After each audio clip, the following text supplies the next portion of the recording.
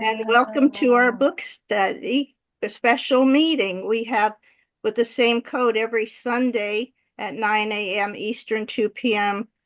UK time. We have a big book study, and often Drew comes and he adds history to it. And so you're all welcome to come on Sundays. But we're doing a special meeting because we have somebody who has a story in the Australian Big Book, and he was gracious enough to get up very early Australian time and come and share his story with us.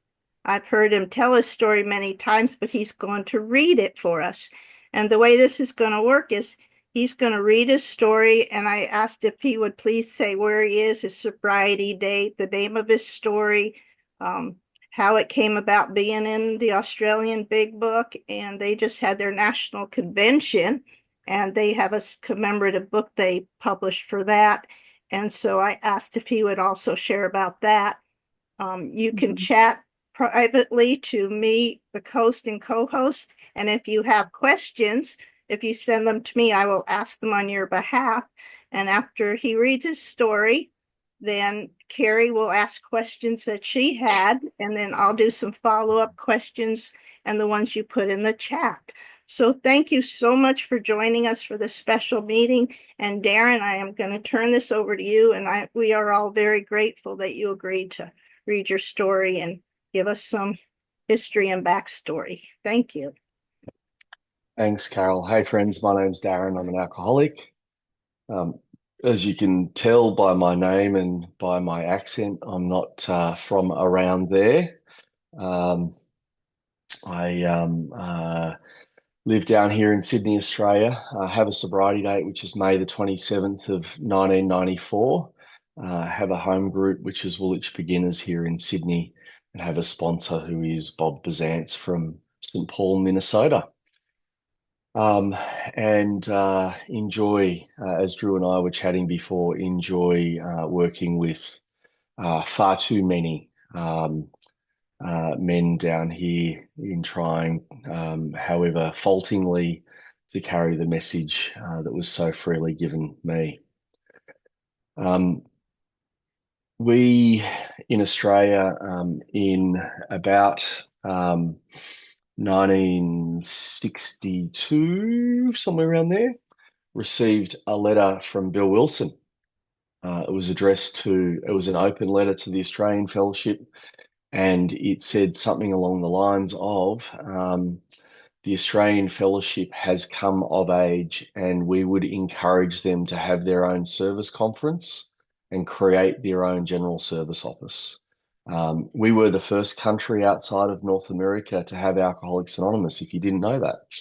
Our birthday is the beginning of March of 1945. And if you quickly do the numbers, we just turned 80. Australian Alcoholics Anonymous just turned 80. One of the thoughts when Alcoholics Anonymous was about 40 or 45 years old, and it became a conference topic, was, wouldn't it be really cool if we took the third edition of the Big Book, kept the first 164 and all the forwards and the doctor's opinion, potentially kept Dr. Bob's story and maybe even the first section of stories. But then we went out to the Australian Fellowship and we asked them to write local stories which might help the local fellowship to better identify. That was the concept. That was approved, and in 1995, for our 50th anniversary of AA in Australia, they published a leather-bound third edition Big Book. Somewhere in here, I think I've even got a copy of the order form, which I know Drew's very excited to find out about. There's the order form that you would download. Actually, you'd have to get a copy of it sent out to you so that you could fill it in and send it back. There was no downloading. And you would be able to purchase one of these leather-bound Big Books. As you can see, this one is virtually unmarked, which is great. They're not that easy to come by these days. but as I said, the first set of stories remain intact from the third edition, which obviously are all there from the second edition as well. But then in the very back, there's a whole stack of Australian stories, which is very, very cool. Um, the first country on the planet to do that. It's actually got a byline called the Australian Experience, which is cool. We have our own forward in that book as well, that was written by the Australian archivist at the time. And it talks about how AA got started in Australia, the forward, which is very, very cool as well. And then someone decided that maybe we should consider redoing that book. It was another conference topic around 2005, about 10 years after that was published. Knowing that it takes so long to get them done, let's go on the journey of getting another one done. That was approved. And in our local grapevine, it's called something different down here. An article was published how they were calling for stories for the second Australian edition of the Big Book. And my ego went, yeah, that'd be cool. And I can see lots of people laughing who might be thinking the same thing about their own ego. And we've all got them, by the way. They're not going anywhere. We might be able to shut them down in some small way, but it's always there. Um, and at 14 years sober in 2008, I sat down over a weekend and I penned the first draft. I think I might have rewritten it two or three times, and sent it off. It was 2008, 14 years sober. And I found out potentially 3 years after that that it had been selected. I begged them to let me update it because it wasn't good enough. And they said, no, it's been approved in current format. No one gets to update them. Bad luck. And it was published in 2015 and released for our annual national convention in 2015. And it is the second Australian edition of the Big Book. It retained the preface to the Australian first edition with all the history, and then they wrote a forward to the second edition, and then they put in the only, is it all of them? Oh no, they put all of the American forwards, first, second, third, and fourth, which is great. And the exact same thing happened. They retained all of the Big Book up to and including the first section of American stories. And then Carol told me last night there's 35, I didn't know how many, there's 35 Australian stories in the back.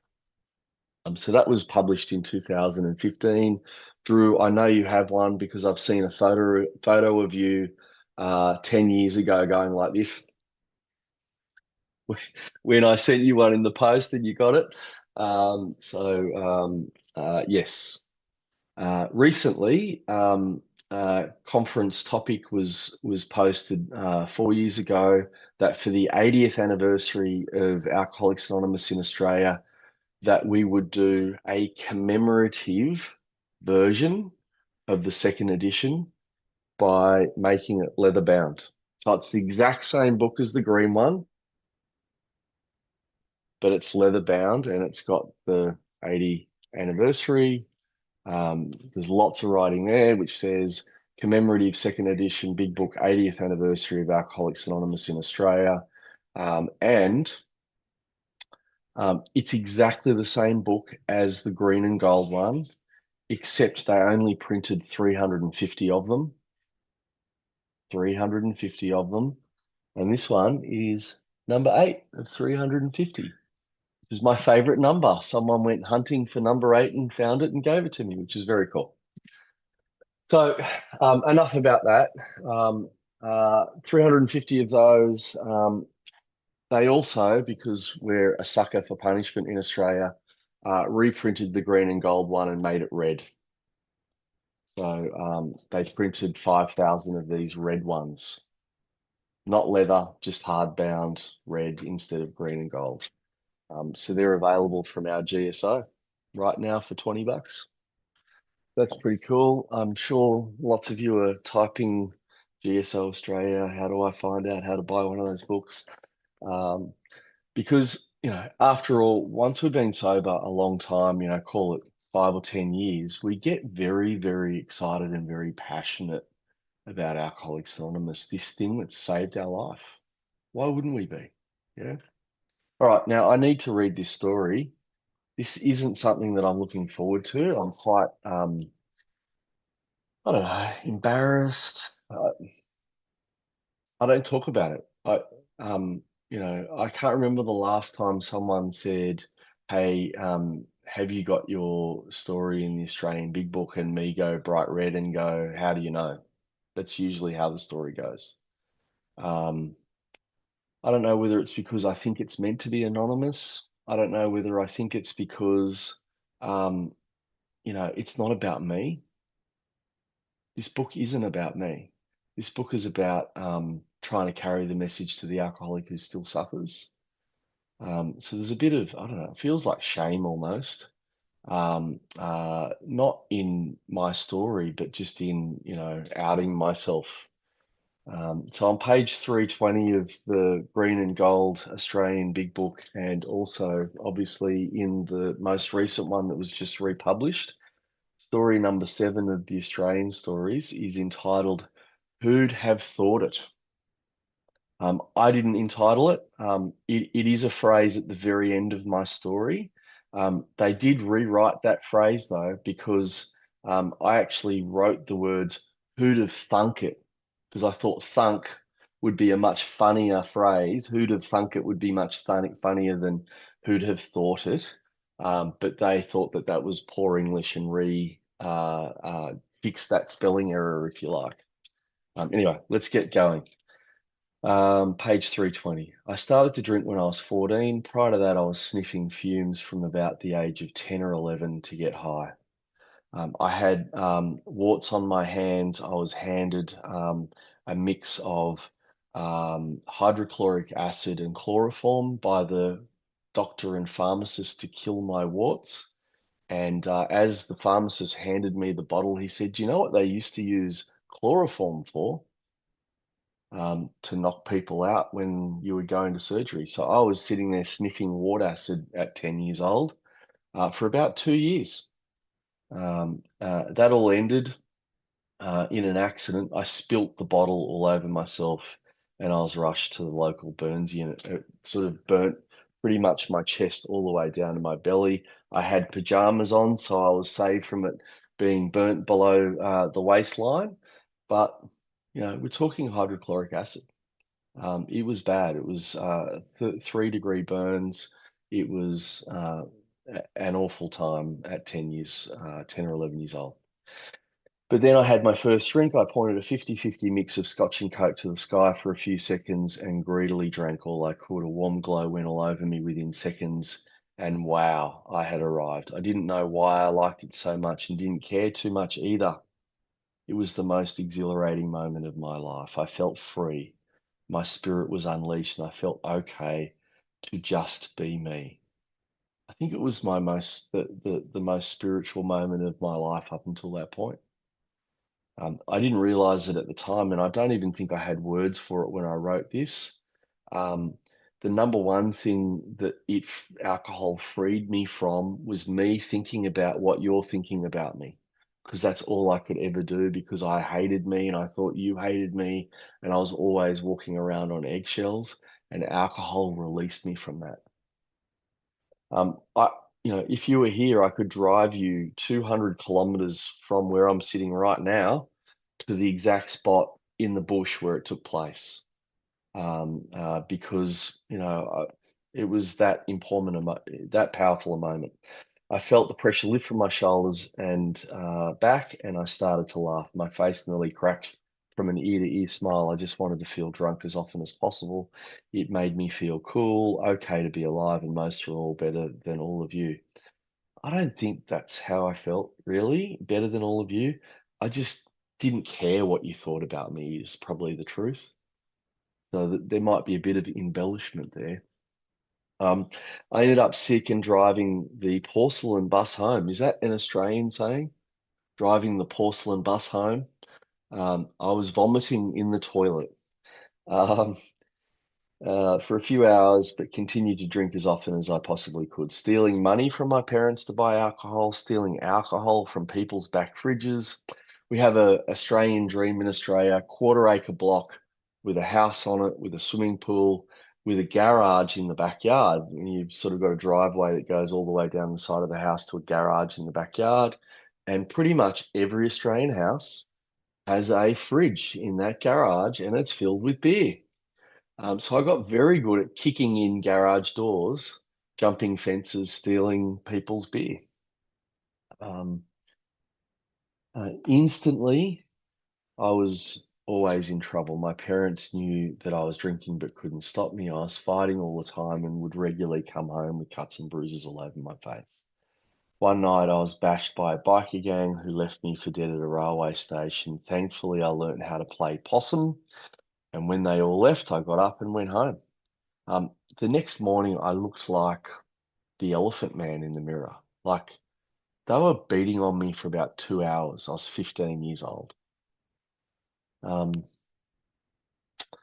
when I woke up the next day, I was in a great amount of pain. And when I looked in the mirror, someone strange looked back at me. I'd suffered broken cheekbone, cut lip, two cut eyebrows, and had enormous swelling and huge bruises everywhere. My shame, guilt, and remorse told me that I was in the wrong and I couldn't even report it to the police. My parents asked me what happened. I went, I don't know. I was 14 and already on the way to an unmanageable life. I couldn't see what alcohol was doing to me. All I could see was what alcohol was doing for me. During a Saturday night drinking binge with my close friend Spider, I can't remember his real name because he was my close friend for about a week. I rolled my dad's car over 3 times, um, literally drifting a 1978 Mazda 929 sedan. Um, not the choice of drift drivers these days. And I clipped a gutter and it just barrel rolled down the street. And it was just a regular, registered vehicle, so there was no roll bars or anything like that. Spider and I climbed out through the windscreen and ran away up the street before the police and fire trucks came. I thought I was a brilliant driver, but now I realize I was a drunk with a Superman complex. The year after that night, another friend and I stole a car. Um, Whenever I was drinking, there was no inhibitions. There was just, it removed all my fear of the police, my fear of getting in trouble, my fear of upsetting people. I just, this, repressed, angry teenager came out every time I drank. Um, I stole a car because this is me sort of, justifying why I stole a car. Uh, I finished work. I had some money in my pocket. We decided to go get a lift to a underground illegal gambling den where there would be lots of alcohol and lots of alcohol's first cousins. And I spent all my money in about 10 minutes and left, and it was bucketing down, and I was 10 or 15 miles from home. And how else am I meant to get home? So we started using our array of keys that we kept in our pocket to key different cars in the street. Opened a car, we started driving for home. I did a big burnout and attracted the attention of the police, who asked me my name, asked me for my license to start with. I pretended that I'd lost my wallet. I'd hidden it under the driver's seat. He then asked my name and my date of birth. I gave a fake name. And I don't know whether you've ever been in that scenario where you give a fake name to the authorities. I'm like, Darren, like that. Like it was so lame. And the name I came up with was Johnson. I don't even know, well, we'll get to that part. I I didn't know where I came up with the name Johnson. I just went, my name's Darren Johnson. Date of birth this. He went back to the police car. He came back to the driver's door. He opened the driver's door. He said, "Step out. There's no one with that name and that date of birth with a driver's license in New South Wales." He handcuffed me.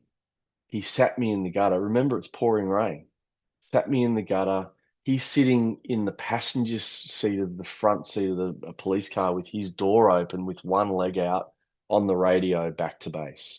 And he rings up the number plates of the car, XYZ 123, and he's looking at me like, "I got you.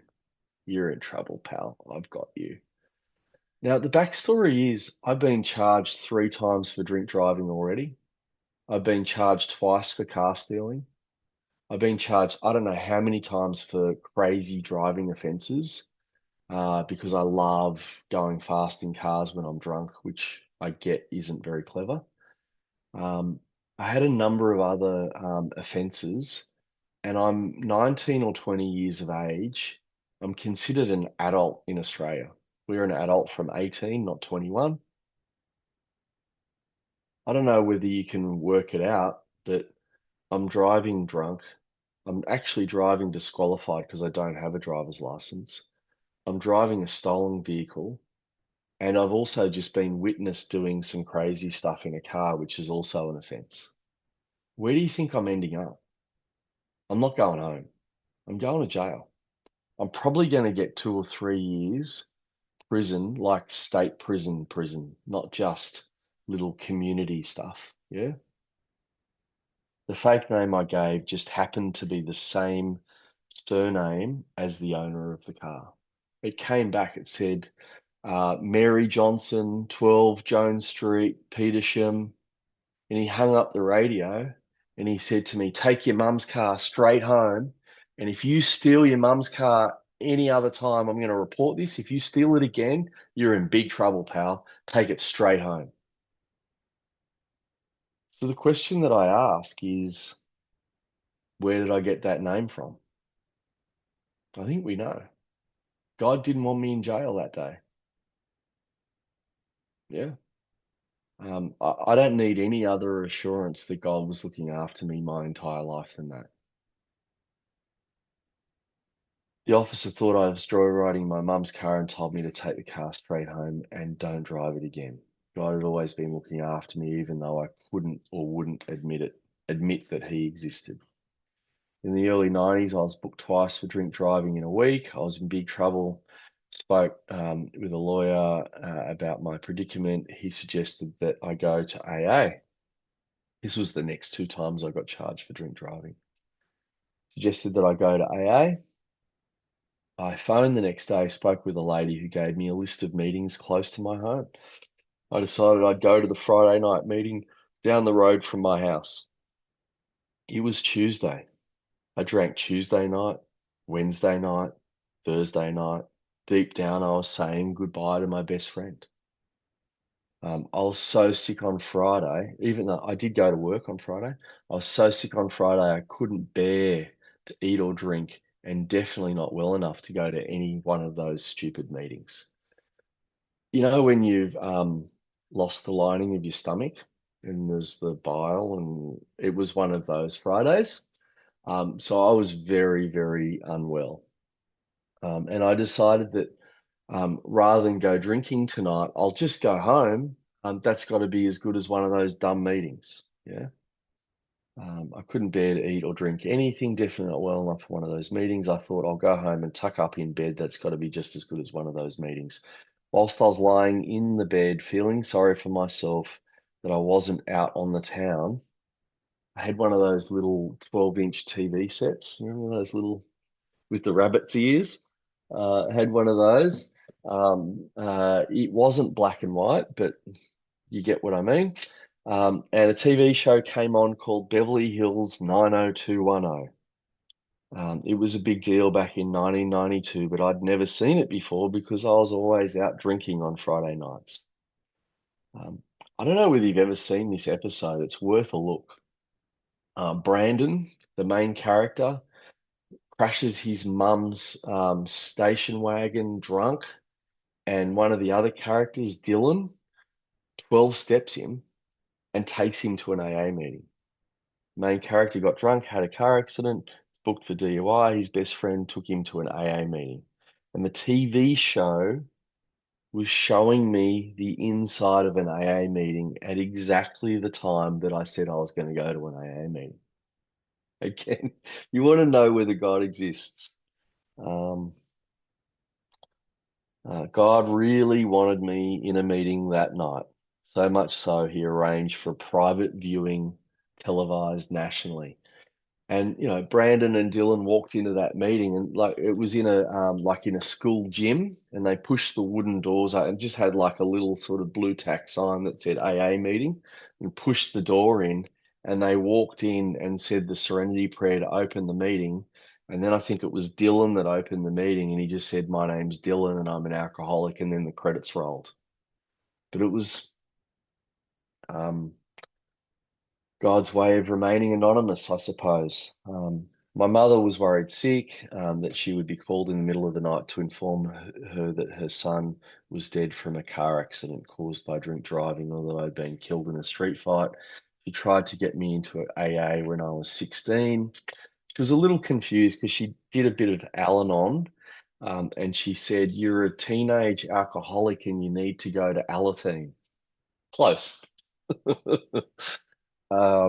She tried, and I just, you know how Clancy used to talk about the bulletproof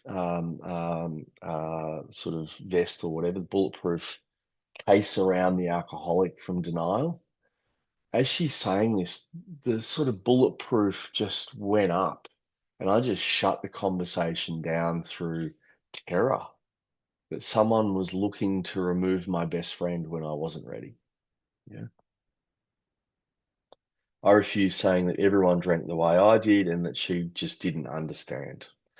I just couldn't see the damage that it was causing me and everybody else around me. By the time I came to AA at 21, I'd been charged for 28 criminal offences and 5 DUIs. The last DUI was in March 93. So 31 years ago, 32 years ago. And that was the end of my life, so I thought. I knew for sure this time I would be going to jail. I wanted to die. I found a bottle of ouzo and wiped myself out. I woke up the next afternoon around 4 o'clock with another headache. This had to stop. Um, for about 2 weeks while I was leading up to that court case, I was just getting hammered every night with a view of when I'm drunk enough, I'm just going to kill myself. And I never devised a plan how to do it.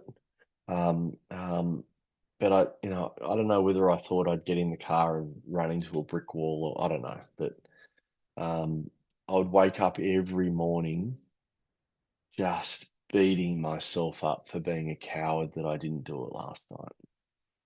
Woke up the next morning, had to stop. Later that night, around 3 a.m., I looked up at the starlit night and yelled at God. I didn't call it God. I just yelled out the words, "What's happening with my life? I want this to end." And, we've all got our own little version of that, I think. Um, it, it isn't a mental thing. It's a guttural, spiritual scream. And it was loud. It was like a wolf howling at the moon stuff, from deep down within. Um, it was full of self-pity. It was filled with shame. But it's, what's happening. 2 days later, I met a doctor. Um, it's strange when you look back, you can sort of color in more of the story. I actually went to court, and I turned up in court wearing a t-shirt that had a alcohol brand on it, a beer brand on it. I had a mullet. It wasn't very well kept. It was a flat top mullet. Um, because, well, it was the 90s. I thought maybe it was still the 80s, but it was definitely the 90s. I had a black eye because I got beat up on the weekend.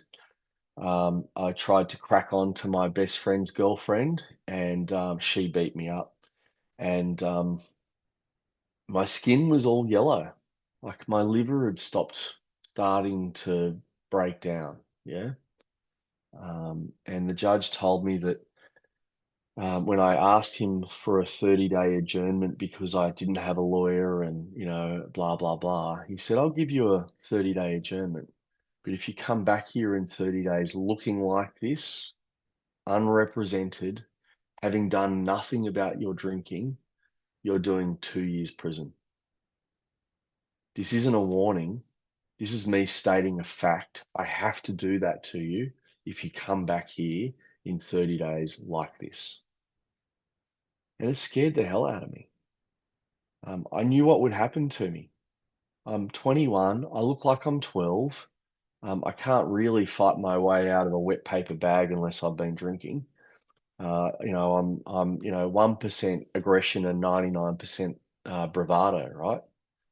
And I did something that I had never done in my entire life, which was 2 days after I screamed out to the higher power. I went and saw my family doctor.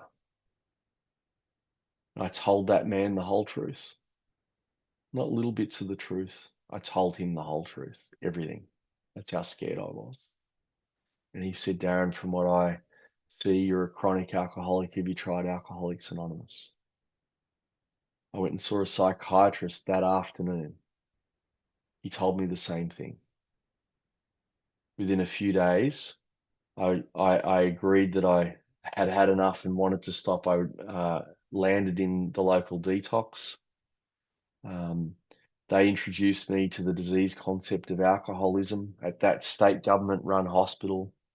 They told me that AA was the most successful treatment for alcoholism, and no one, including the medical profession, could do a better job.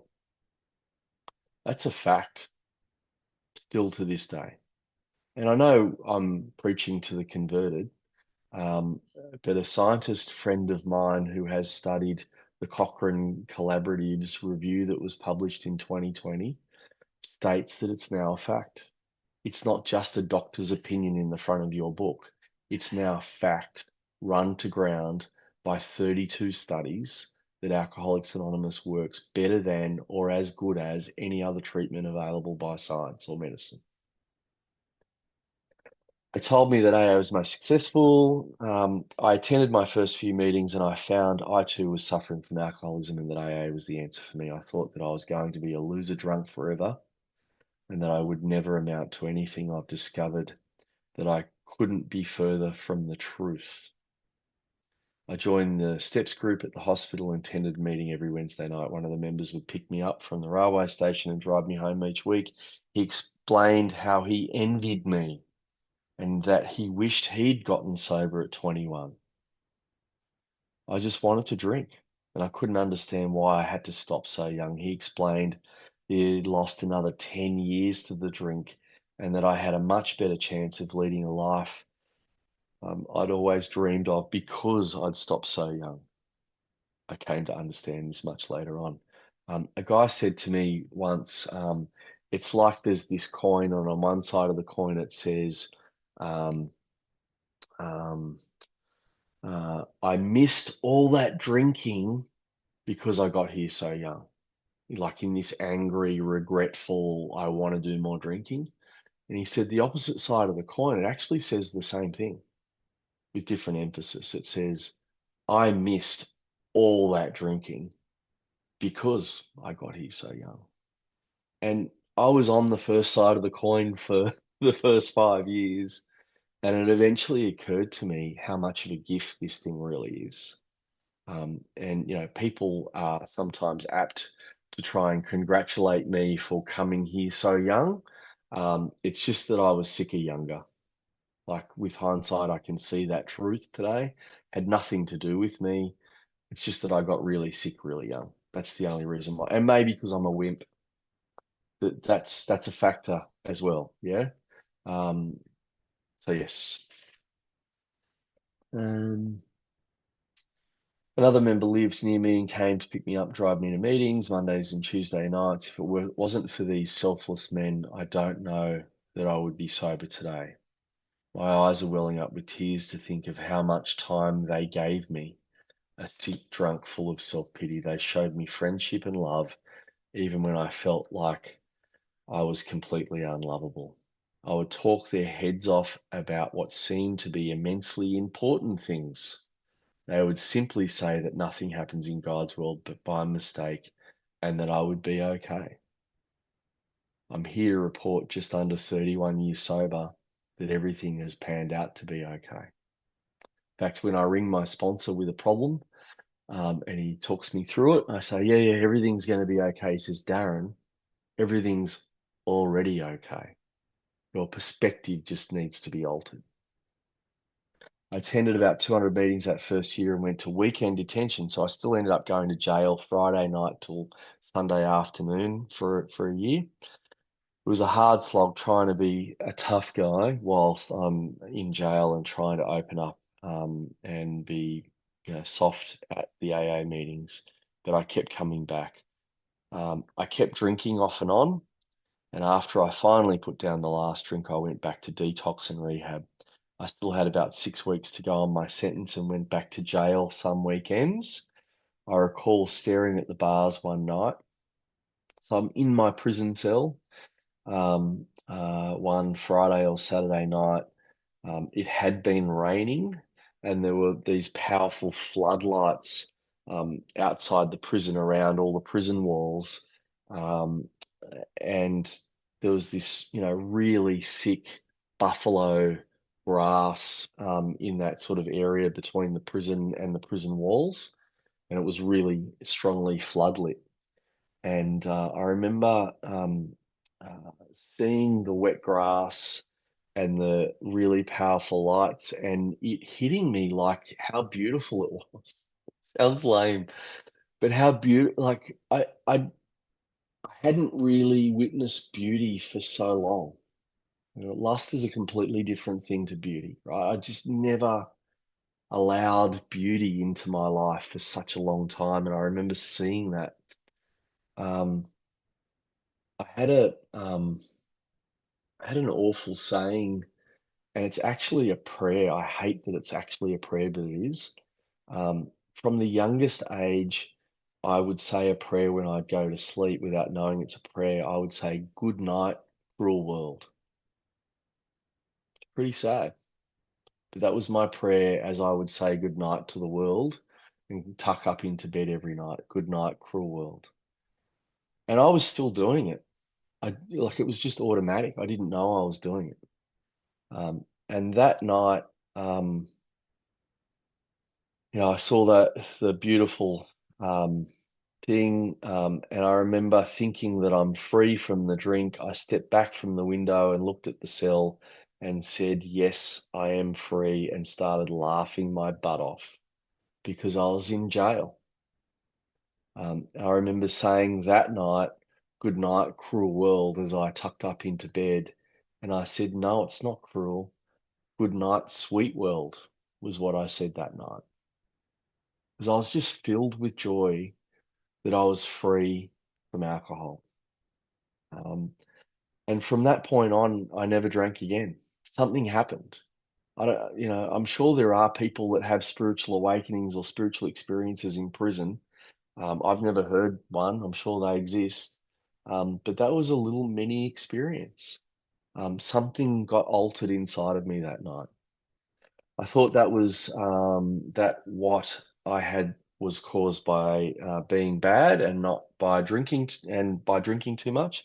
I learned it is something that I had before I started drinking. Alcoholism in its untreated state of disease that makes me want to ruin my life through drinking. It's a very black disease that paints the world and everything in it negatively. At least it did for me. The disease will tell me through what seems to be sane thinking at the time that no one and nothing in this world is worth fighting for. Just go get drunk and then everything will be okay. That's from the perspective of a self-pitying alcoholic, I suppose. It is by practicing the 12 steps of Alcoholics Anonymous that I begin to understand that this thinking is caused by the disease or the illness, that I can fight the disease by accepting it in the first step. Understanding the insane thinking that precedes the first drink is the second step. In the second step, and asking God to take me to a better life in the third step. After I've asked God to look after me, I've commenced to work the rest of the steps.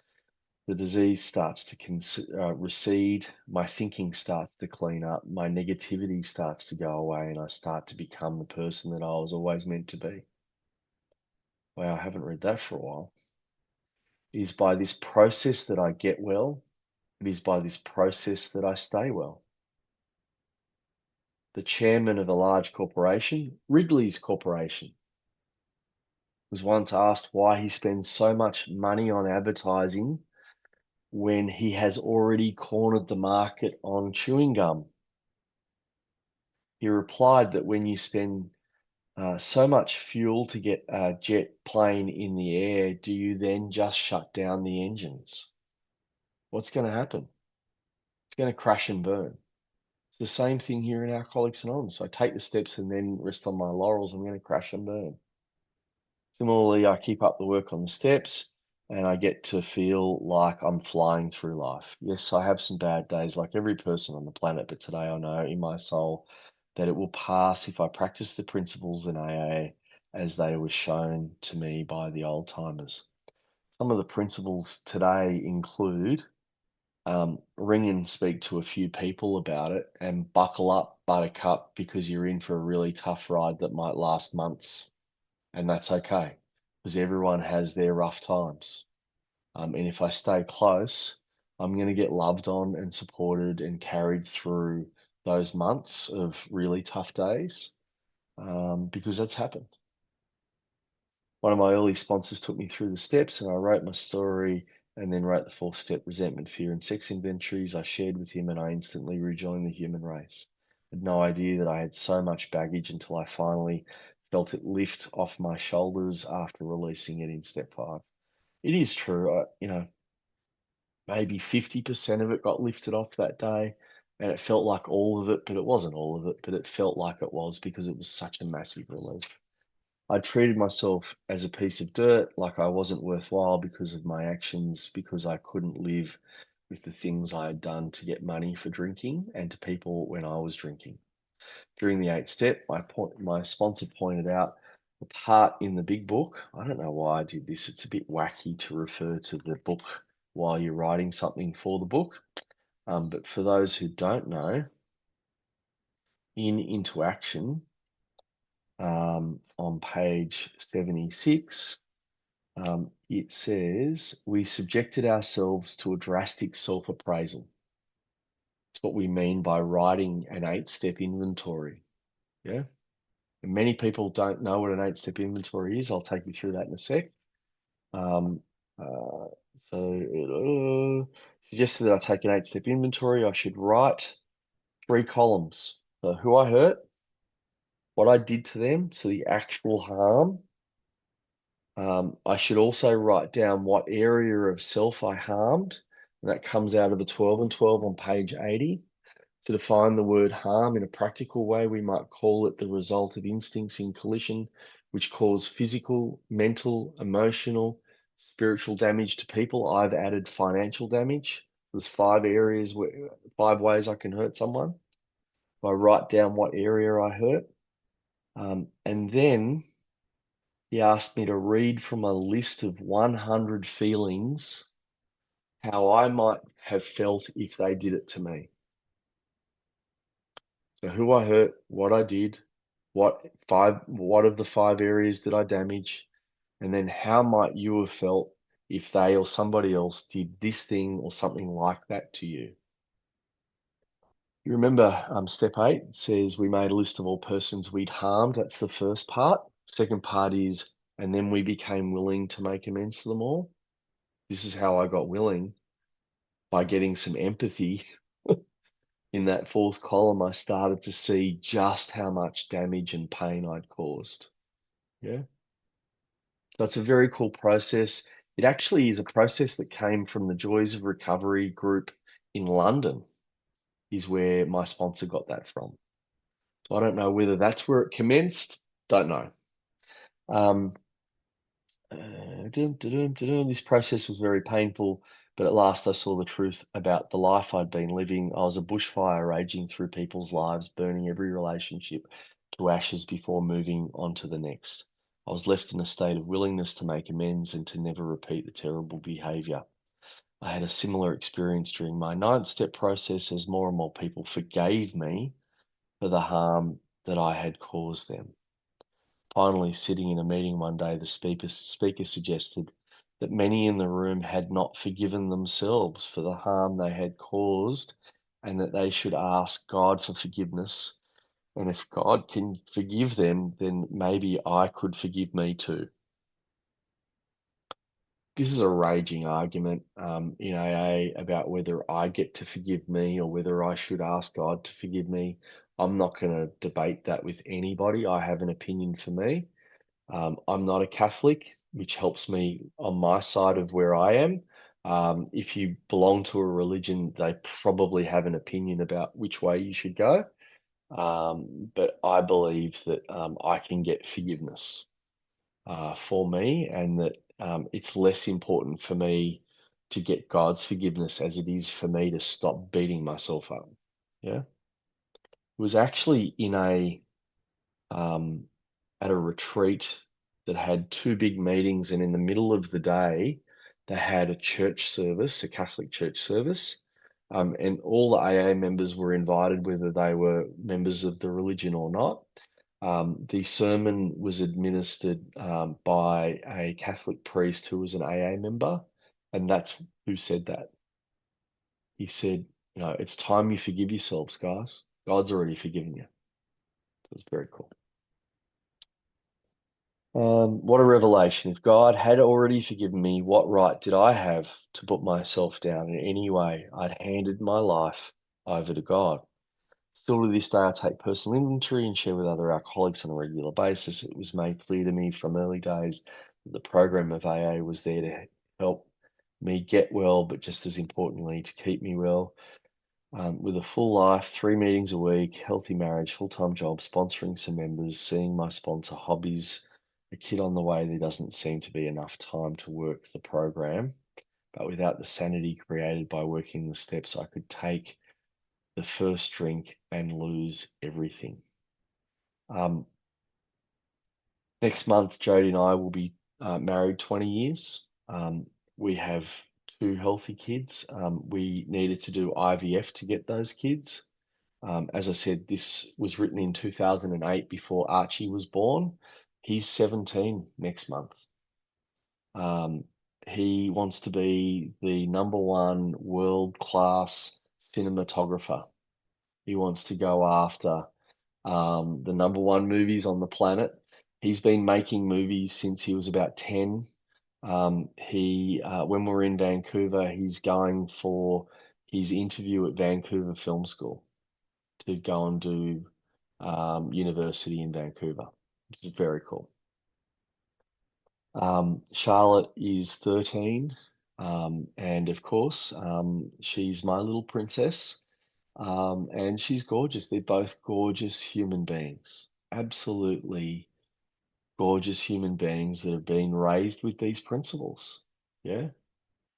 Archie, from about the age of 10 years old, if I introduced him to someone, would shake their hand, look them right in the eyes, and as they say, hi Archie, how are you? He'd say, I'm great, thank you. How are you? From about 10 years old, full of confidence, full of life, stuff I never had. They've got to start like the start most of us never had. Yeah. We really do hope that with AA's help that we've broken the cycle in both of our families. The long list of alcoholics falling out of family trees for centuries. And we honestly think that we may have broken the cycle, which is very cool. I'm grateful to be a member of AA today. I've learned so much about life. I've even learned how to face difficulty sober with a degree of humility and grace. Recently, I attended my 20-year school reunion, and everyone was amazed that I wasn't dead. I was voted most likely to end up in prison before 20. That was what they voted me when I left school at 15. Um, I made it to 21 before I got there. Here's a funny fact. One weekend, I'm in the schoolyard in the yard at the prison, and there was another kid who was as naughty as I was in high school. His name was Marty, and I remember once our English teacher in Year 9 pulling us aside and said, "If you two lads don't pull up your socks, turn over a new leaf, all that stuff they say to us alcoholics, you're both going to end up in jail one day." One day while I was in weekend detention, I was walking across the yard and I looked up and I went, "Marty, it was true. Our English teacher, Mr. Logan, was right." We both ended up in prison. Anyway, I know we shouldn't be celebrating that, but it was funny. Most of the guys at my school reunion were really happy for me and could instantly see that something huge had taken place in my life over the last 20 years. Today I've been sober for nearly 14. I wasn't even 14 years sober, so it was early 2008 when I wrote this. I'm married. We have our first child on the way. I have a group of very close friends and love them unconditionally. I'm much respected in my chosen profession and currently one of the national managers for a large international corporation. Who would have thought it? That's when I wrote, "Who would have thunk it?" I've always loved cars, currently own two.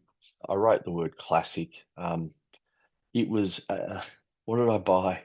On my first trip to America, I bought a 440 Barracuda and put it in a tin and shipped it home. And I bought a 1977 red Corvette and put it in a tin and shipped it home. Why not? Friend of mine bought a 67 Mustang Fastback, bullet green. And he bought a white Corvette, and we shipped those four cars home and had a lot of fun. I don't own any old cars anymore, but they are a lot of fun. In the early days of AA, the old timers would continually tell me that in my early days in AA, the old timers would continually tell me that my wildest dreams would come true if I stayed around. I live in the most beautiful city in the world, and I cannot explain how different the last 14 years have been compared to my old life. Some of my dreams have come true, and some more are coming true each year. I left school at 15. I got my fourth form Year 10 leaving certificate and started work a month later. Um, Landed in a bank, believe it or not, and we drank for lunch. That was our lunch every day. Was go and drink 3 or 4 drinks at the bar next to the bank. Um, I attempted on a few occasions to get a psychology degree, dropped out after a year. A law degree, I dropped out after 2 or 3 years of night school, not being able to make much progress. But last year, I finally finished a master's degree in business. And, each to their own. But for me, that was such a massive undertaking. And not only did it wash away all of the shame, guilt, and remorse that I never got a degree and I work in a corporate environment, but it like tripled my confidence just by having this little piece of paper. It removed the fact that I didn't finish full high school. It removed the fact that I didn't have an undergrad because, mate, I've got a master's degree. Like it just filled the whole piece in. It was so cool. I encourage everyone to chase their dreams. Um, Before I came to AA, there was a common catchphrase that would be hurled my way in the middle of the night. Get a life, pal. Well, that's exactly what AA has given me, a life. I call it a ticket to ride today. I never had a ticket to ride before I got to AA. You gave me the ticket to ride.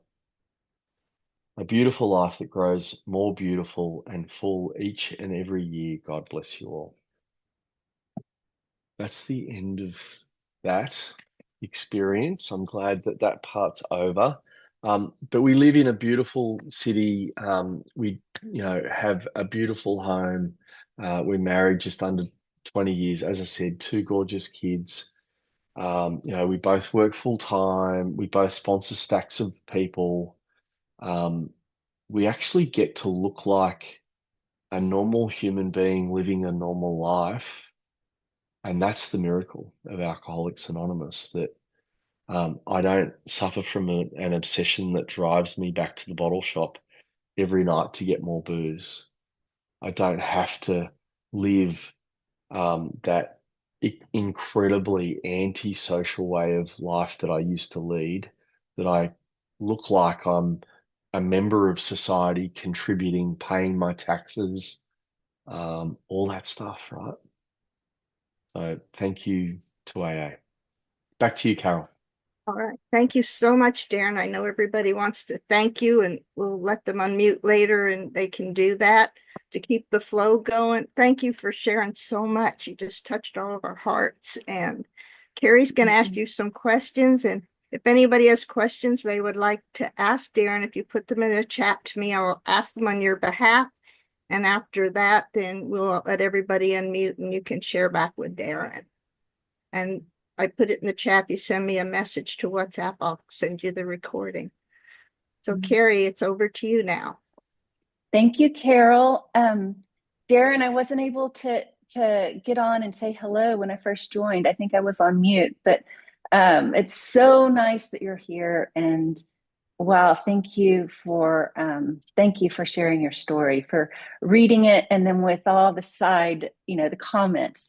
I unfortunately didn't have access to read along, and so it was particularly great because as you read, I can tell that you were embellishing and giving us details, and so kind of lost the track of what the actual, what your actual story was, and kind of what your extra telling was. So I can't wait to, get a copy and kind of go back and read it. And so just to jump in, I mean, when you first started, you said that you used the word shameful, and you said something about outing yourself when somebody found out that you were an author of the big book. And it's just such a particular role and situation. Can you tell us and kind of, reflect on that a little more? Like how, Yep. What impact did it have with your own spirituality and growth and with others and with your sponsees? The fact that my story is published in there, is that what you mean? Yeah, Is that that's what I mean. yep, yep, from that Mm-hmm. perspective? Okay. Most of my sponsees don't even know. I don't talk about it. I don't tell anyone. And partially because our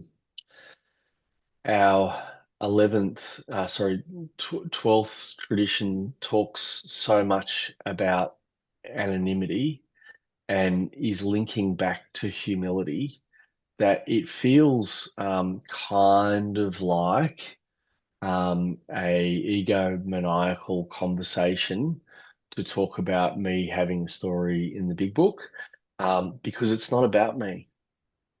It's actually just contributing some content to the message of Alcoholics Anonymous to try and help people identify, because we know identification from Dr. Bob's story. He explained it better than anyone in that book. Identification is the first threshold that we need to get through in Alcoholics Anonymous. And so from that basis, I'm glad if it helps people to identify. Someone reads a part of that and goes, "Oh, that's exactly like me. I must be an alcoholic too." But other than that, yeah, it just feels like it runs counter to how I'm trying to operate in my life, which is pushing towards humility, not sort of, hey, look at me, I'm so good, my story's in the big book. Yeah, I suppose that's the answer that I would give to that. So what did you leave out, or what did the editors take out that you wish I was don't in think there? I don't think they took anything out. from what I can recall, the only thing that they changed was that sort of spelling mistake that I put in there on purpose, which is who'd have thunk it. They've written who would have thought it, and that's fine. Mhm.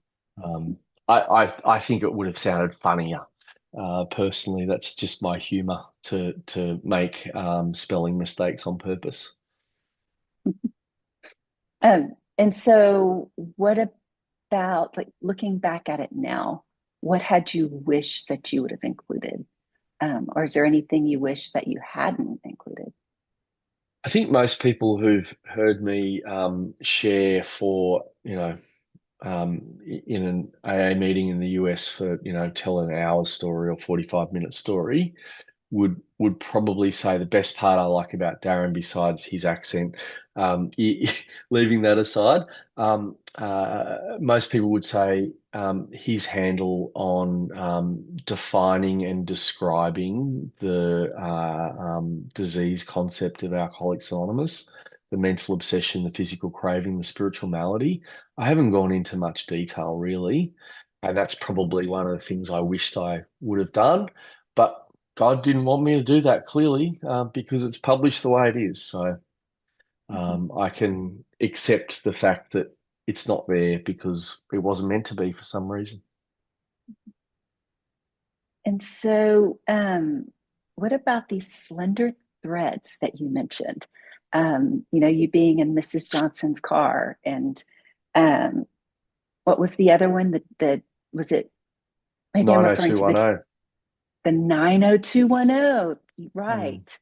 Um, did you experience, anything else similar in early sobriety or in sobriety, or can you reflect a little bit about these experiences? Um, it's funny, you give me a weekend to think about it, and I'm sure I'll remember three. Um, Mhm. is anything coming to mind now? No, but we've all got them. What I do remember is being in a halfway house in a sober living environment. I went to sober living for 6 months. I can remember sitting up at night, and talking about all sorts of things with the other guests of the sober living until the hairs on the back of our necks stand up, right? And really, what we're talking about is the hand of God, and the coincidences that occurred to us in our drinking or in our early sobriety, and there's no other description for it. But I can't. I mean, let me share one with you, Carrie. Let me share one with you. I'll try and keep it brief. It's a really long story. In 1999, I went to a young people's convention here in Sydney. Um, I was 5 years sober. I was single, and so went to the young people's dance on the Saturday night, and I was chatting up as best I can a number of young ladies, and on that particular night, Jody, who is my current wife, started heading across the dance floor to ask me to dance. Have you all seen the movie Sliding Doors with Gwyneth Paltrow? Yep. So Jody was walking across the dance floor to ask me to dance, um, as I started dancing with someone. And she did a little turn on her heels and walked the other way, as you can probably imagine. Um, the lady who I started dancing with, I got her pregnant in about a month. We got pregnant in about a month. We got married. We had a stillbirth at 6 months pregnant. Got pregnant again. Had a stillbirth at 6 months pregnant. And that marriage broke down. Jody and I landed together about a year after that.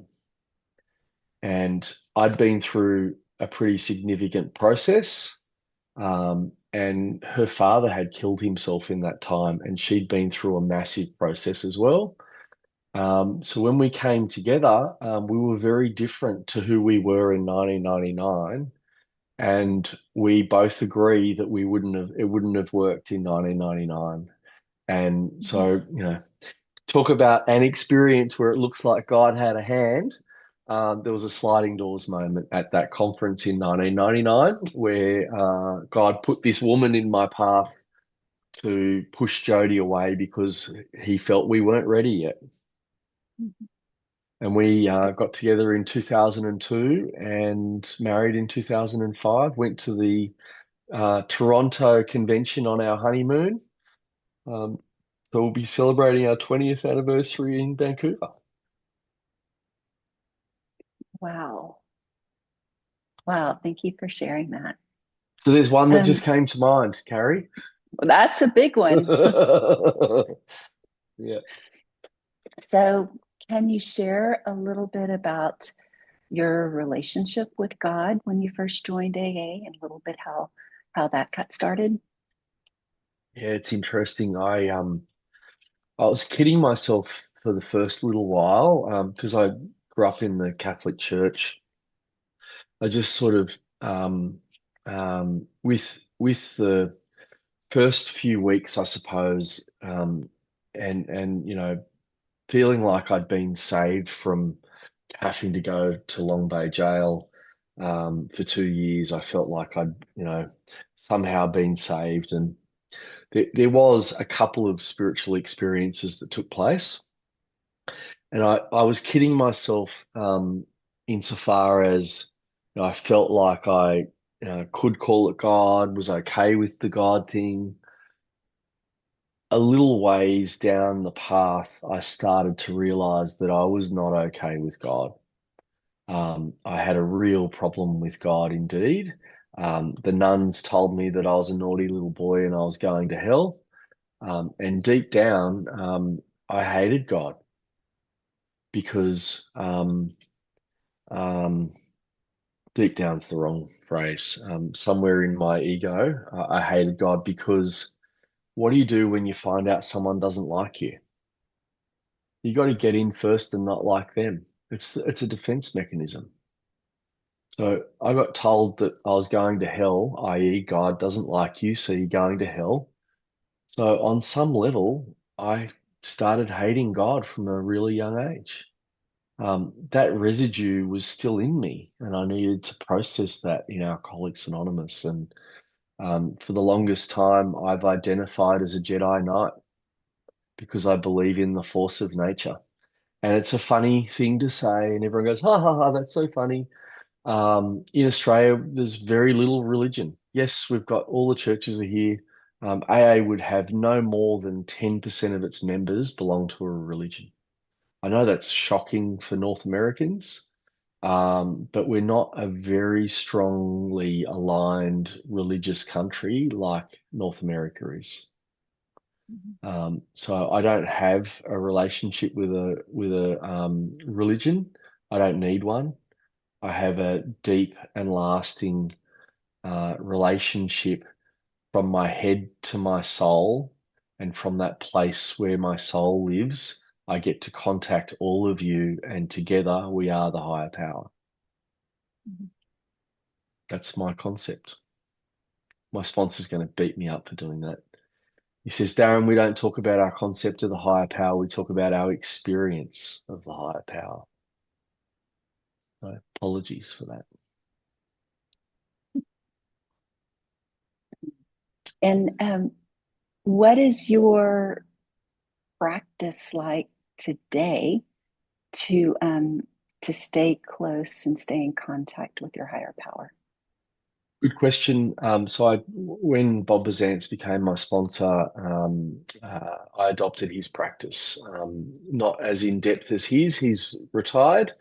On his iPad, he has in his iBooks account, he has about 40 daily readers, 40. He reads them all. That's his practice. Then he does a little bit of meditation. He does a 25, 30-minute meditation after that. In my iPhone, I have about 20 daily readers. At the beginning of every year, I decide which 4 are going to be my daily readers for the year, and I read 4 daily readers. Right now, it's daily reflections Touchstones, which is a Hazelden publication, and then there's another one called Stepping Stones. They're both daily meditations for men. I don't know why they're for men. They're probably just as good for anyone. And then I read a Pema Chodron little daily reader. It's not really a daily reader. There's only 120 readings in there. So I read those 4 every day. Then I open the big book on my phone as well. And I've about once a month, I change up the section that I read. And it's about a paragraph or two, and I will read it every morning for about a month or two. So right now it's the first 3, 4 paragraphs of We Agnostics. If when you honestly want to, you find you can't quit entirely, la la la, right? So it just nails it for me because I'm back in that part for a month, right? And then I open my 12 and 12 and turn to page 101. I don't read the prayer of St. Francis. I read Bill's meditative practice of the prayer of St. Francis, which is 2 pages on in the 12 and 12. And I read that paragraph where he describes what to do with the prayer if you want to meditate using the prayer. So a few of you are going, oh, really? Is that in there? So I will turn to page 101. Once more, we reread our prayer, and again, we try to see what the inner essence of the prayer is. We'll think now about the man who first uttered the prayer. First of all, he wanted to become a channel. So I've highlighted the word channel in my iBooks. I meditate on the word channel. 3 long, slow, deep breaths in, 3 long, slow, deep breaths out. I'm now connected to the channel in 3 seconds, 5 seconds. Then he asks for the grace. I meditate on the word grace. 10 seconds. Wow, this is God given. What a life. Pretty grateful already. I haven't even got out of bed to bring love, forgiveness, harmony, truth, faith, hope, light, and joy to every human being that he could. Love is the next word that's highlighted. And I meditate on the word love, and I think about the love that I've been gifted from Alcoholics Anonymous, my sponsors over the years, and that it's my duty to continue that for others. And I meditate on that for 30 seconds. And then I write a gratitude list, get out of bed and go and hustle for a living. But it works. That's been my morning practice for about 10 years. Wow. Thank you for sharing.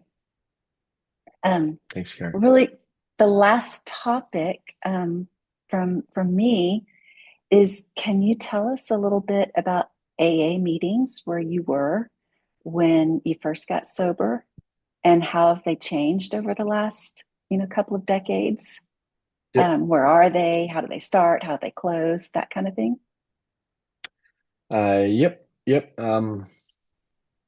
So first of all, and I know Drew's all over this, a lady by the name of Bobby Berger, who was the office manager in New York, in the Alcoholic Foundation before it was called GSO, responded to a letter from Australia from a psychiatrist saying, we've heard about this Alcoholics Anonymous thing. Can you help us start Alcoholics Anonymous in Australia?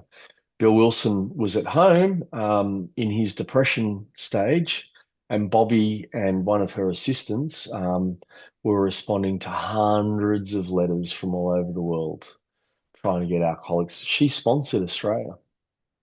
She sponsored New Zealand. She sponsored Ireland.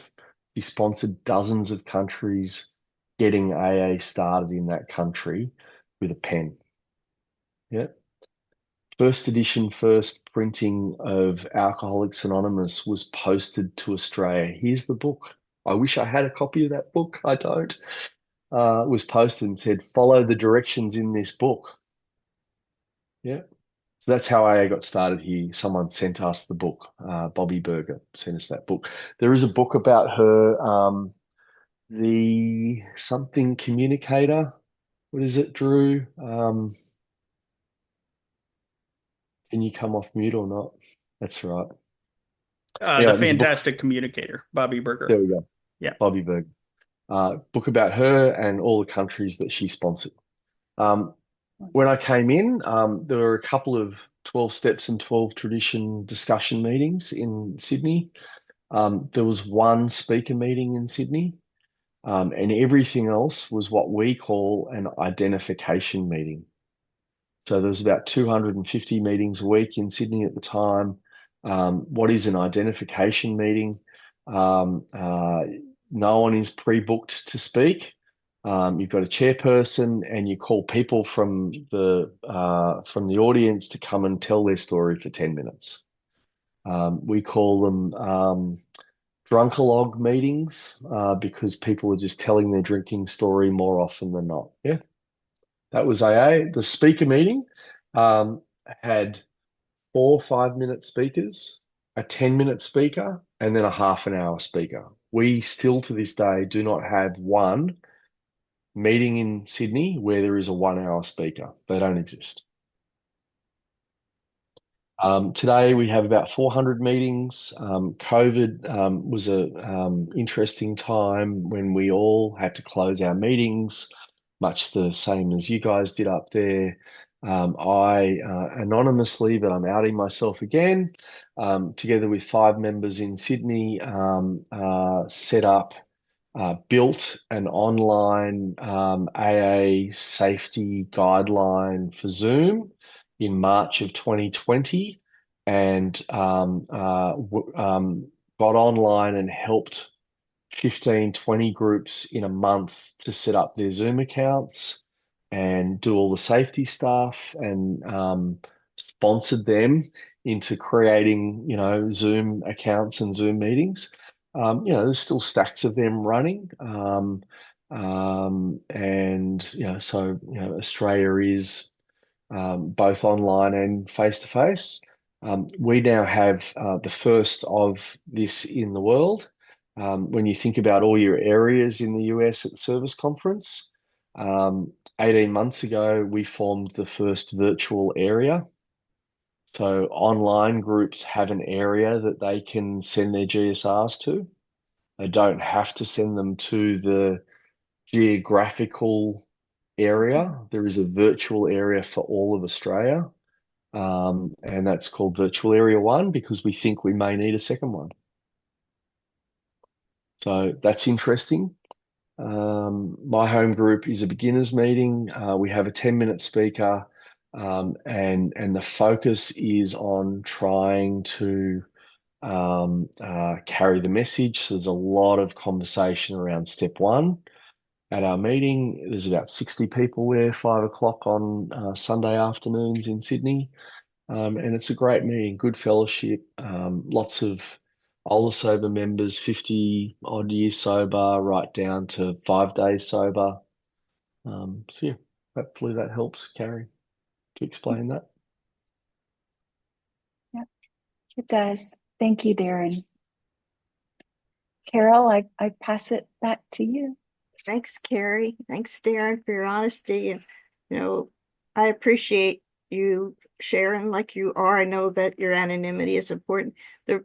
One of the reasons we're doing this with the authors who have stories in the big books is to show people that you're real people. They're not made up stories, that you're really a real person. So I appreciate that. Have you returned to in-person meetings now, or Yeah. are you doing both? Yeah, both. So we reopened here in Sydney in late 2021. So, we've, nearly 4 years since we've been back in face-to-face meetings. And at first we had, the chairs spaced out, like a 3-meter gap between every chair, and everyone had to wear masks and all that fun stuff like you guys did. But it's well and truly back to normal the last sort of 18 months, 2 years. Thank you. Carrie asked you about your morning practice. What about your evening practice? It almost doesn't exist. I'm sorry, Carol. That's the honest truth.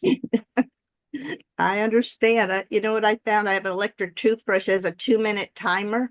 And when I use that, at least that's my 2 minutes at night in case I forget later. So, Yeah, no, I could benefit I encourage others to do what I've done from time to time, but not doing anything right now, but could benefit. Yeah. How soon when you came in did you get a sponsor and go through the steps? And did you learn things early in your sobriety that you still practice now, or maybe some prayers that your sponsor gave you or you found that you still use? I'm still using a lot of my beginner stuff is what kept me sober. Yeah, I was lucky that when I finally went through rehab, I was lucky that it was a 12-step facilitation rehab, i.e., there were discussions about the steps in the rehab. We were taken to an AA meeting every night. Um, so when I came out of there, I was red hot and wanted to race my way through the program as fast as I could. My sponsor was not so red hot. So I ended up, it looked like I was dragging him through the steps. I was dragging him to help me through the steps, if that makes sense. He was telling me to slow down. I'm like, no, I'm not slowing down. I don't want to drink again. I'm riding full step right now. Blah, blah, blah, blah. And he was like, whoa. And I was just doing it anyway. Um, for whatever reason, however it happened, I got to stay sober through that. At 3 years sober, I was approached by somebody who had been through the book and was very well armed. And he took me through the book and gifted me the strongest step one experience that I've ever had. He handed me a stack of stuff. One of the things he handed me was the gratitude list. I want you to write a gratitude list every morning. So I've written that every day. I'm on a WhatsApp group with sponsees, grand sponsees, all of that. There's about 80 of us on there. We all tap our gratitude list in there every morning. Probably the only thing that I've kept besides all of the experience that I learned from him going through the big book. Thank you. Yeah, my sponsor got me into writing a gratitude list too, and I did that. She also had me do a things I did to help my self-esteem list because I didn't have self-esteem when I got here, and that helped me a lot also. And sometimes it was just going to a meeting or making a phone call or eating right that day. Yeah. Is there The anything? the eight step inventory that I shared about came from that guy as well, that sponsor. Um, most people have never heard of it, and it is such a powerful experience. Everyone that hears me share about it, you see them writing stuff down, and a lot of them come and ask me about it afterwards, and ask me to help them go through the 8-step inventory process. It's not hard; it's just painful. You can do it in a day. It's just really painful, but so powerful to get me to the empathy required for me to make the approach and finish my amends. Thank you. If anybody has questions, if you put them in the chat to me, I will ask them on your behalf. All right. Let's see.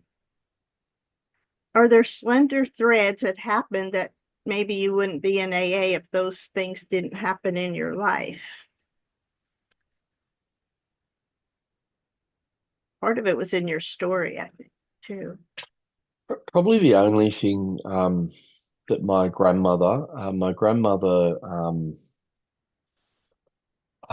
Edna, who's my mum's mum, after I got sober, she said to me every night, um, ever since I've known that you've been, having problems, in her words, every night I've prayed for you.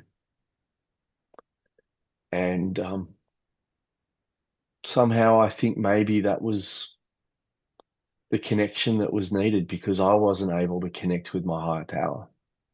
Somehow I think it was her that created those coincidences that got me sober.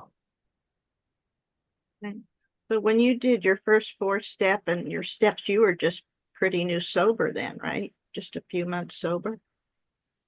One of the things I was trying to do was write fourth step in that first year that I was in AA.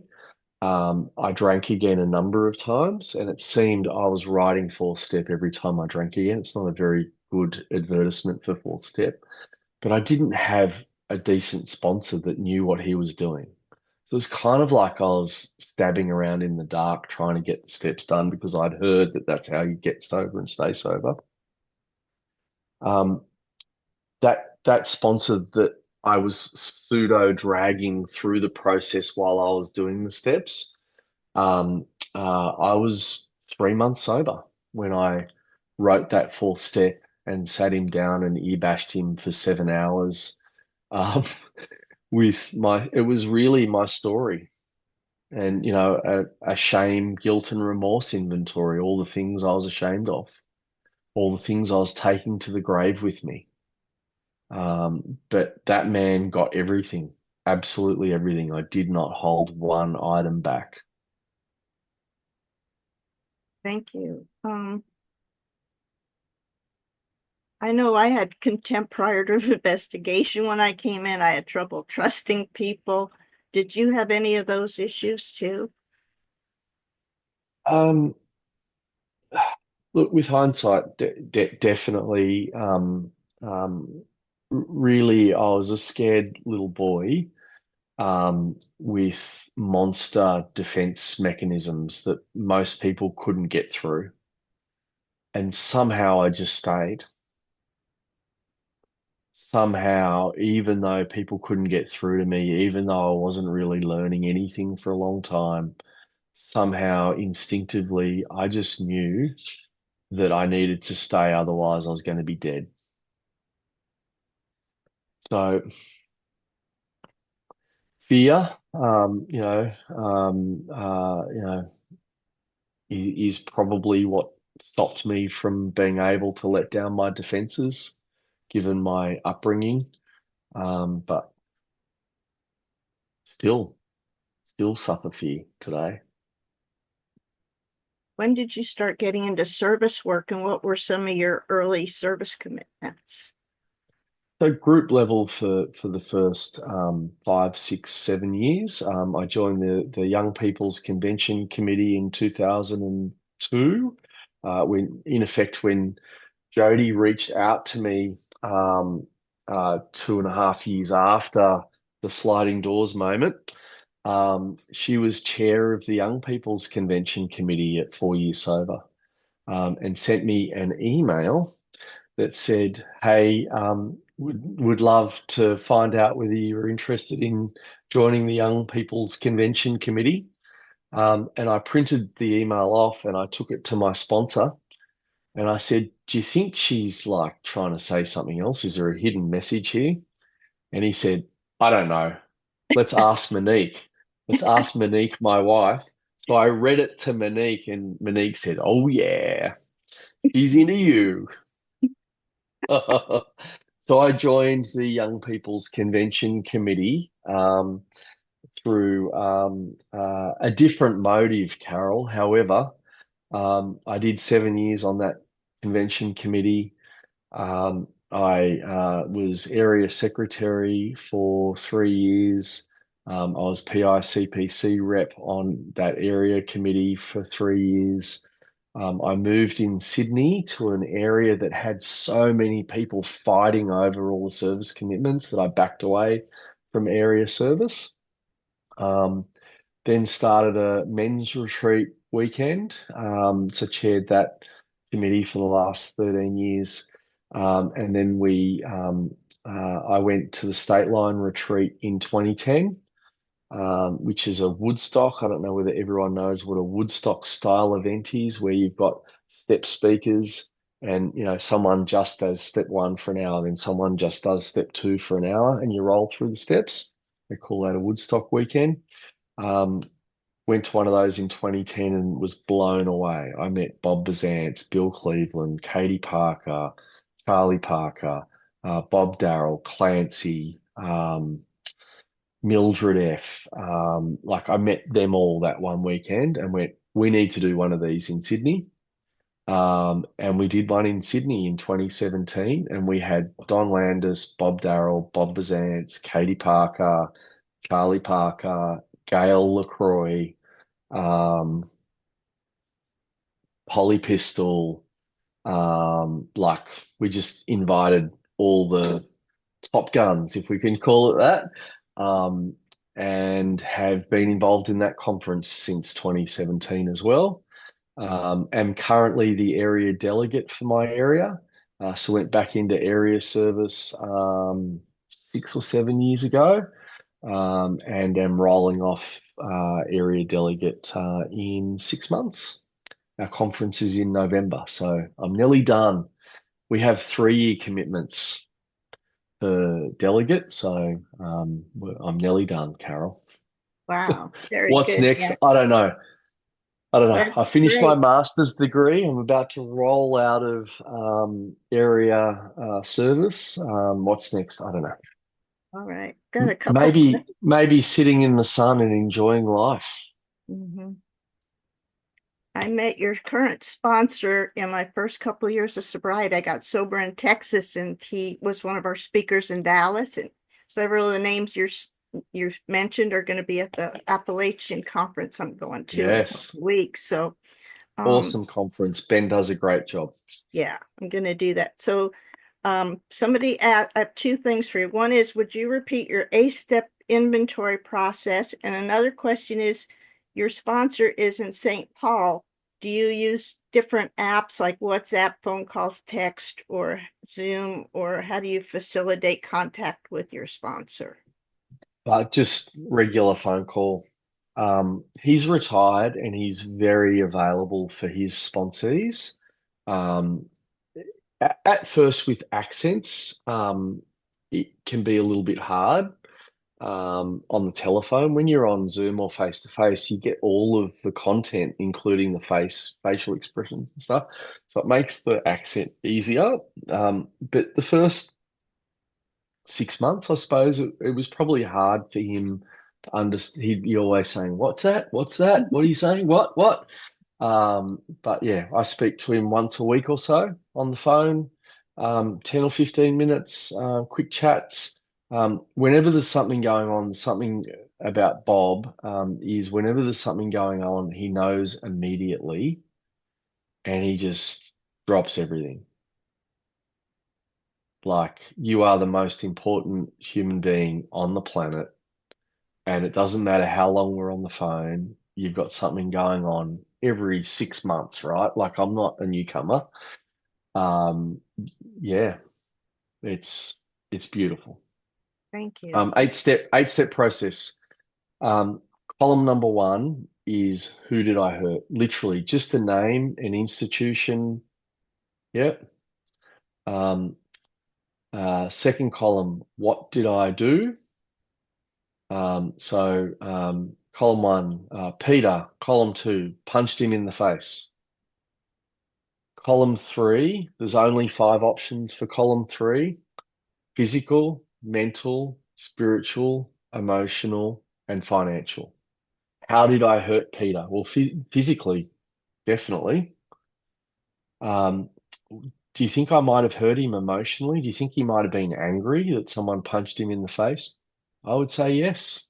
I would say yes. Spiritually, do you think his spirit might be harmed by someone attacking him physically? Do you think maybe his confidence in the human race has been diminished? Yeah, I've harmed that guy spiritually. So at the very least, in that scenario, hurt Peter, punched him in the face. I've hurt him physically, mentally as well, causing mental anguish. Emotionally, I've caused him pain, and spiritually. Have I hurt him financially? Maybe. Maybe he needed to go and have facial reconstruction surgery and it cost him thousands of dollars. I don't know. Fortunately, I do know, because that is a line from my 8-step inventory. I do know that I didn't hurt Peter that badly, that I didn't hurt him financially. And then the fourth column is this list of 100 emotions. And probably Google a feelings list and find one.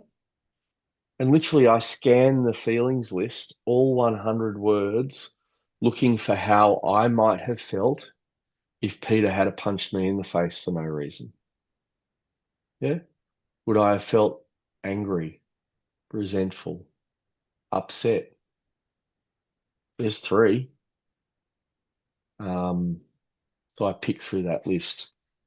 Um, I'm fortunate that all of my large bits of inventory I've retained, every single piece.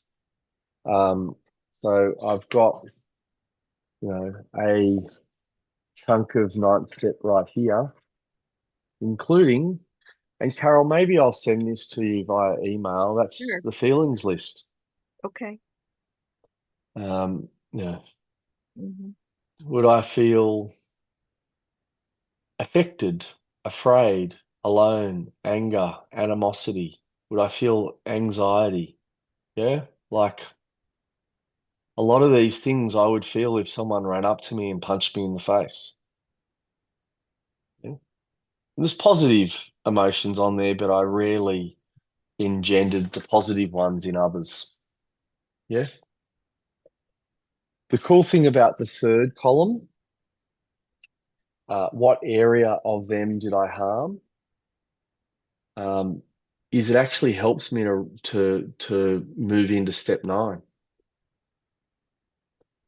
It helps me to understand how I'm actually going to make amends, because making an amends is fixing a broken fence between two human beings. Yeah. For instance, if I stole my mum's purse and took the money out and threw it away, and I knocked on the front door and said, "Hey, mum, I stole your purse. I took your $400.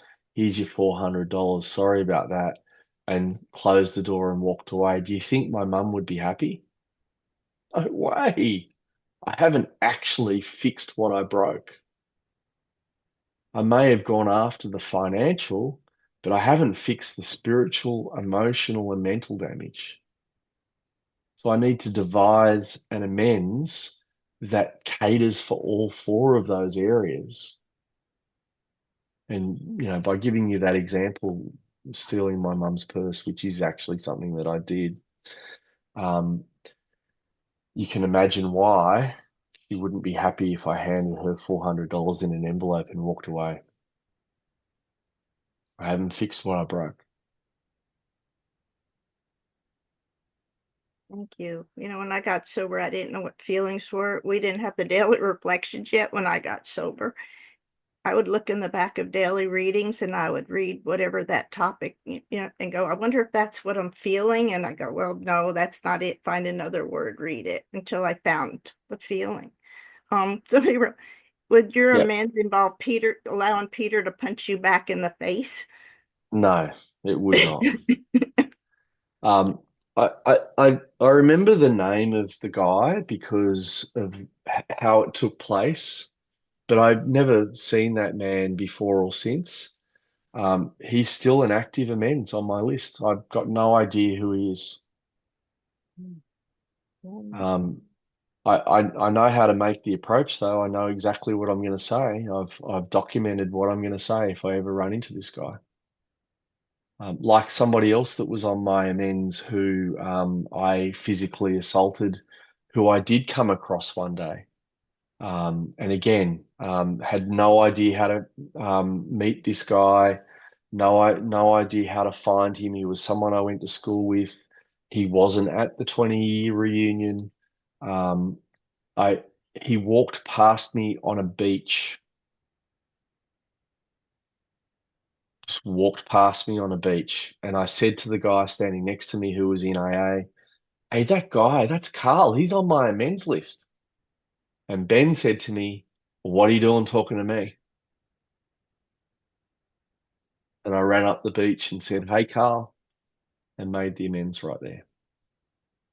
And Yeah. like what happened every other time, pretty much that I made a direct amends, I said what I needed to say, which includes how I treated you was awful. If I had my time over. I would never have done that. I deeply regret the harm that I caused. Can you please find it in your heart to forgive me?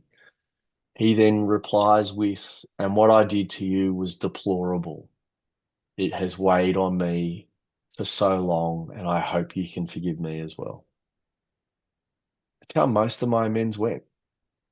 They go, yes, and I'm sorry for what I did to you. The court word in step 10, my sponsor pointed out, doesn't say I'm sorry. It says I was wrong. So Yeah. thank you for your time. Is there anything we did not ask you or did not get covered that you would like to share? I think you've heard enough about me, Right. Carol. You've got everything. Just to reiterate, I used to be really self-conscious whenever I was asked to participate in Alcoholics Anonymous, like extremely, like full of fear, clam up, was super serious as a result, couldn't really be me, couldn't be funny or anything like that. Couldn't bring the whole of me to a meeting because I was clammed up on the inside with the self-centered fear and self-consciousness still. Um, Last year, I I was asked to share on my 30th anniversary at Gulf Estate. Now, I don't know whether you know Gulf Estate. It's the second biggest roundup in the US. They get 8 to 10,000 people there every year. That's the second biggest behind Founders Day. Um, so I'm about to go on stage and I'm like, I'm just going to be full of fear. I'm going to be self-conscious. Please, God, take this away. I can't do it if I'm going to be like that. And it occurred to me that I'd been looking at it from the wrong angle for so long. It occurred to me that they weren't asking me to come and tell my story. They were asking me to come and tell how God saved me. I was telling God's story, not my story. And it altered everything. It's not about me. It's about how God saved this tongue-chewing, babbling drunk from the gates of hell. Yeah, sure, I've had to do some stuff after that, but really it wasn't me. It really was God's grace. Yeah. My So first let me leave you with that. I just went to my first sponsor told me when I share my stories to remind me of what I was like and what I did. And I have just one question. A few years out, oh, probably 20 years sober, I found my fourth step and read it, and it didn't seem like it was me. It was like another person. When you read your story now, is it like you're reading somebody else's life? No, I still have a deep connection to it. I've always got someone in the book. I'm always sponsoring someone, so I'm always sharing about me to help them to identify, to find their story in the book as well, right? Yeah. At no point, I mean, other people remark when they find out about some of my story, they're just like, I can't believe the person that I know, I can't believe you were ever like that. It doesn't make sense to me, right? Mhm. So yeah. Others, yes, me, I'm well and truly I know that it just takes one drink and I'm back. Yeah. I know that feeling. I read it's those things are what I can share with other people, like the big book says, those dark secrets of my past Yeah, I get to share. And I've done yeah, the same thing, tell them what I was like when I was new, and people go, you can't be like that. That's not who you were. So thank you yeah. so much for honestly sharing and giving us this time. And I'm so grateful to you for doing this and your honesty and your story and I know how special and private you are, so it makes it a little more special for me and everybody else. So thank you very much. And thanks to Thanks, everybody for Carol. being here. Yeah.